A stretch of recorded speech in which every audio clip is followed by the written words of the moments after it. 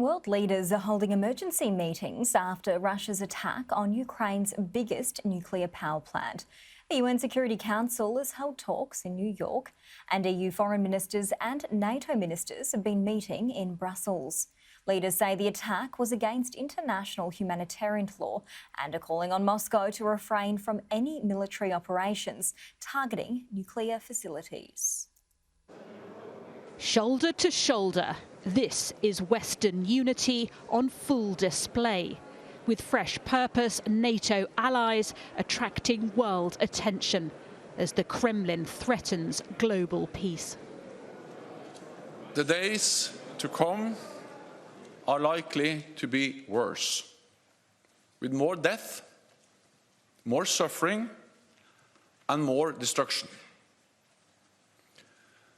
As the Russian armed forces bring in heavier weaponry and continue their attacks across the country. And around this table, the increasing Russian aggression tests the limit of NATO. The alliance doesn't support a Ukrainian no-fly zone, but it has bolstered its eastern flank.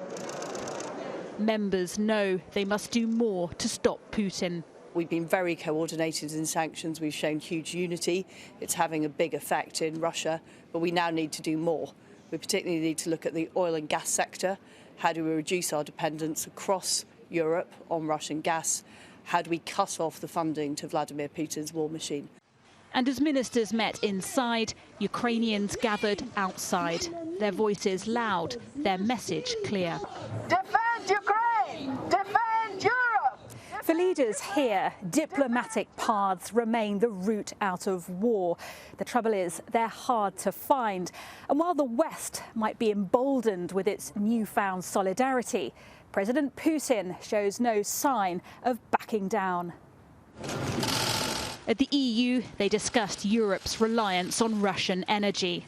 Other leaders invited as Putin's invasion pulls the Western world together. It's also about an assault on some very basic principles that we established together after 2 world wars to make sure that we wouldn't see another one. Principles that are at the heart of an international system that has a responsibility to preserve peace and security among nations. Russia's response, a bullish rebuttal. Today's meeting is another attempt by Kyiv authorities to kindle artificial hysteria around what is happening in Ukraine. The West can't afford to stop talking. But so far, there's little sign the Kremlin is listening. Laura Bundock, Sky News, Brussels.